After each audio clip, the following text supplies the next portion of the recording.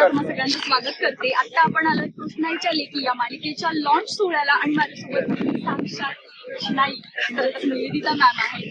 कशा आहात मॅम? मस्त मजेत. कृष्णाईच्या लेकी या सिरियल मधल्या कृष्णाई या कॅरेक्टरमुळे तुम्हाला कधी एक असं जाणवलं का की कृष्णाईला तर 3 मुली आहेत, मग काश निवेदिताला पण एखादी मुलगी असती तर?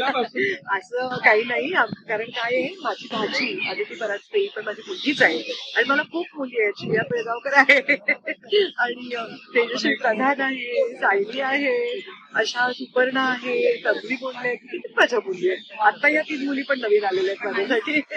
त्यामुळे ती उणीव निवेदिता म्हणून तर नाहीये. मला असं वाटतं नॉर्मल हेल्थी मूल असतं ही खूप इम्पॉर्टंट गोष्ट आहे. मग तो मुलगा मुलगी हा जेंडर बायस्ड असतात काही पॉईंट. आणि निवेदिता सराफ रेसिपीज तर आम्ही सगळेच बघतो आणि आता कृष्णाईची खानावळी आम्ही बघणार आहे. तर निवेदिता आणि कृष्णाई यांचा हा जो मेळ जुळून आलाय त्याबद्दल काय सांगाल? हा झी मराठीने जुळवून आणलाय आणि माझं दोन्ही पॅशन्स मला एका ठिकाणी अनुभवायला मिळतात, स्वयंपाक सुद्धा ऍक्टिंग सुद्धा. येस. आणि बऱ्याच अशा सिंगल मदर असतात ज्या एकटीने आपल्या मुलांना वाढवत असतात, खूप त्यांना प्रॉब्लेम येतात पण त्यांना सामोरे जातात. तशीच आपली कृष्णाई आहे.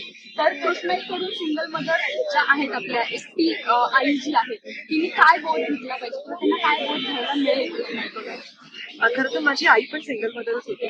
माझे वडील आम्ही 14 वर्षाचे असतानाच गेले आणि त्यानंतर माझ्या आईने पण आम्हा दोन्ही मुलींना वाढवलं, आमची लग्न करून दिली आणि ठामपणे आमच्या प्रत्येक निर्णयात आमच्या पाठीशी एकदम खंबीरपणे होते. तसं मी सांगेन सिंगल मदर्सना पण तुम्ही अजिबात काळजी करू नका.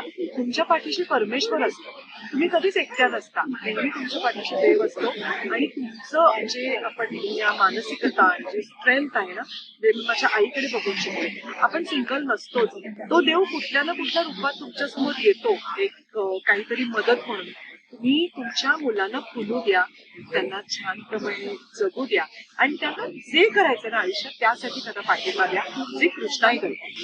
नक्कीच अत्यंत दमदार असं पात्र कृष्णाईचं आपल्यासमोर निवेदिता मॅम घेऊन येत आहेत कृष्णाईच्या लेकीमधून. त्यामुळे 15 जून पासून 7 वाजता अजिबात चुकवू नका कृष्णाईच्या लेकी. जर चुकवलं तर तुमचा काय लॉस होईल ते आपल्याला कृष्णाई स्वतः सांगेल. अजिबात चुकवू नका. तुमचं नक्की तुमचं मनोरंजन होईल, प्रबोधन होईल, तुम्हाला इन्स्पिरेशन मिळेल.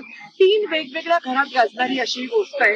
खूप उत्तम लेखन आहे, उत्तम दिग्दर्शन आहे आणि उत्तम निर्मिती आहे. त्याचबरोबर कलाकारांची खूप छान फौज आहे. नक्की बघा. माझ्या सगळ्या मालिकांना तुम्ही उत्तम प्रतिसाद दिला, तसाच मध्ये या मालिकेला द्या. आणि 15 जून पासून रोज संध्याकाळी 7 वाजता कृष्णाईच्या लेखी मालिका बघा, फक्त आपल्या झी मराठी.